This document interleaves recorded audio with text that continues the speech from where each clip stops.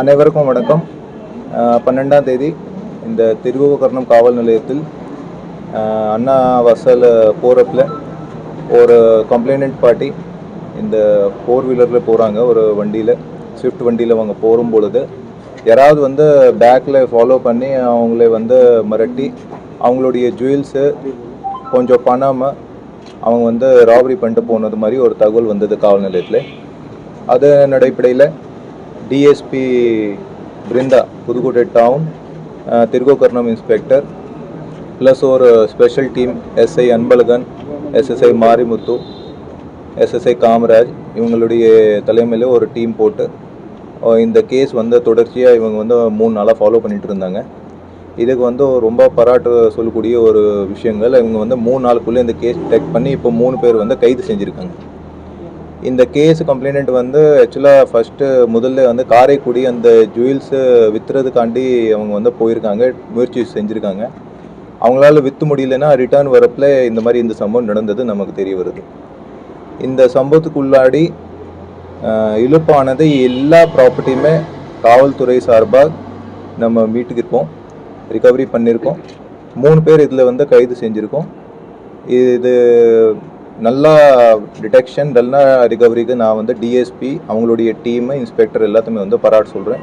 இதே மாதிரி அவங்க நல்லபடியாக இந்த ஒர்க் பண்ணணும் நான் தெரிவித்துக் கொள்கிறேன். இன்னும் இந்த கேஸு சம்மந்தமாக இன்வெஸ்டிகேஷன் நடந்துகிட்டு இருக்கு. அக்யூஸ்டு சம்மந்தமாக எந்த ஒரு டீட்டெயிலும் நாங்கள் தர முடியாது. ஏன்னா இந்த கேஸ் இன்வெஸ்டிகேஷனில் டெஸ்ட் ஐடென்டிஃபிகேஷன் பீரியட் எல்லாம் ப்ரொசீஜர் ஃபாலோ பண்ணணும். ஸோ இதை யார் போலீஸு யார் மீடியா கால் நம்மக்கிட்ட தயவு செய்து கேட்க வேண்டாம். தேங்க்யூ. ஒருத்தர் பேச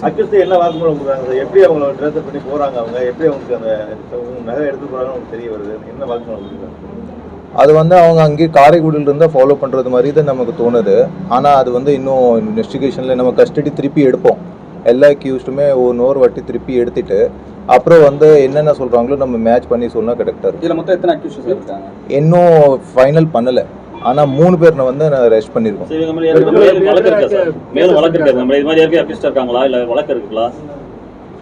அந்த அக்யூஸ் டீடைல்ஸ் நான் தர முடியாது. முதல்ல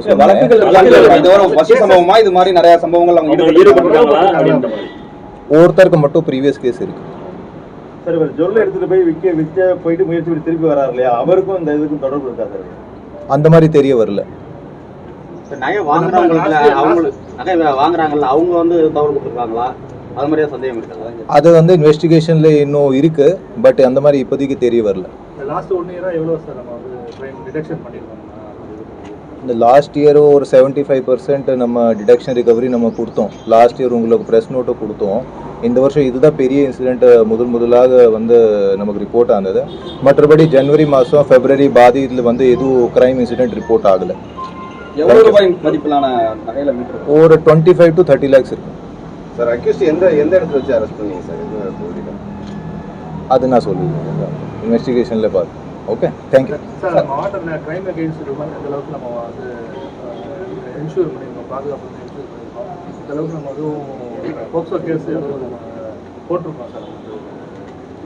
என்கிட்ட சரியாக டேட்டா கிடையாது பட் போக்சோ கேஸ் சம்மந்தப்பட்டு எந்த ஒரு தகவல் வந்தாலுமே இமீடியட்டாக ஃபஸ்ட்டு நம்ம எஃப்ஐஆர் போட்டுரும். அந்த கேஸ் உண்மையாக இருந்தால் 100% அரெஸ்ட் பண்ணிட்டு இருக்கோம். எந்த ஒரு கேஸுமே 60 daysக்கு மேலே புலன் விசாரணைக்கு கிடையாது. அந்த போக்சோ வழக்கு சட்டத்தில் 60 நாளுக்குள்ளே இந்த வழக்கு சார்ஜ் ஷீட்டில் பண்ணி டேக்கன் ஆன் ஃபைல் வாங்கியிருக்கணும். அந்த அளவுக்கு நம்ம ஃபாலோ பண்ணி பார்த்துக்கிட்டு இருக்கோம். சார், நான் கரூர் லோகநாதன், ஒரு வைர வியாபாரி. நான் வைரம் வைக்கிறதுக்காக காரைக்குடிக்கு வர்றேன். காரைக்குடியில் வைரம் வைக்கிற மாதிரி போலி நபர்கள் என்னிட்ட வைரத்தை வியாபாரம் பேசுகிற மாதிரி காலதாமதப்படுத்தி வியாபாரம் பேசிக்கிட்டு பணமும் தரல, வியாபாரம் பேசுகிற மாதிரி அவங்க நடந்துக்கல.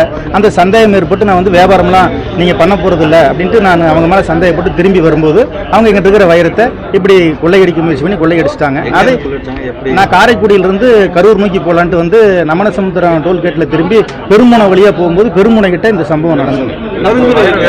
என்ன வந்து காரில் வந்து லெஃப்ட்டில் இடித்து காரை கவுக்க பார்த்தாங்க. கார் வந்து எதுவும் ஆகணும்னு இறங்கி ஏன் இடிச்சு என்னன்னு பேசும்பொழுது அந்த சந்தர்ப்பத்தை பயன்படுத்தி எங்கிட்ட இருக்கிற பேக்கை பிடிக்கிட்டேன். 30 லட்ச ரூபா பூர்மானம் உள்ள அந்த வைர நெக்லஸ், அது சம்பந்தப்பட்ட பொருட்கள், தோடு, 2 மோதிரம் எல்லாத்தையுமே சிறப்பாக செயல்பட்டு காவல்துறை எனக்கு மீட்டு கொடுத்துட்டாங்க. நன்றி.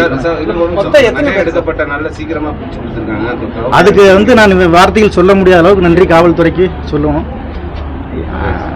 அவங்க தான் இது இவ்வளவு சீக்கிரமா செயல்பட்டு எனக்கு இதை மீட்டு கொடுத்தாங்க. எத்தனை பேர் சார் வந்தது சார் 6-7 பேருக்கு மேலே வந்துருக்காங்க சார். முன்னாடி உங்க கார்ல இடிச்சு தான் ஆமாங்க சார். விபத்தை ஏற்படுத்தி எது ஒன்று பண்ணலாங்கிற நோக்கத்தில் வந்தாங்க. அது பிறகு அப்படியே அவங்க அந்த விபத்து நடக்கிறனால அதுக்கு நான் இறங்கி விசாரிக்கலாம் அப்படின்னு விசாரிக்க ஆரம்பிக்கும் போது அந்த விசாரணை அவங்க என்ன ஏதுன்னு விசாரிச்சுக்கிட்டு அப்படியே பேச்சு கொடுத்த வாக்கில் எங்கிட்ட திருட முயற்சி பண்ணி கொள்ளையடிச்சாங்க. நான் 30 அனுபவமாக வயிறு வியாபாரமாக சார். 30 வருஷமா எந்த தவறு இது வரைக்கும் நடந்ததில்லை. இப்படிதான் முதல் தடவை. நன்றி. லோகநாதன், கரூர் வைர வியாபாரி. நீங்க சிங்கிளாவா வந்தீங்க? நானும் என்னுடைய நண்பரும் கார்ல வந்தோம்.